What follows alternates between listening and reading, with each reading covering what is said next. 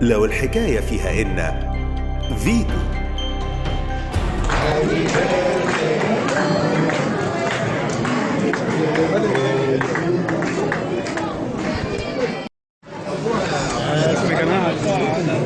حط على الترابيزه.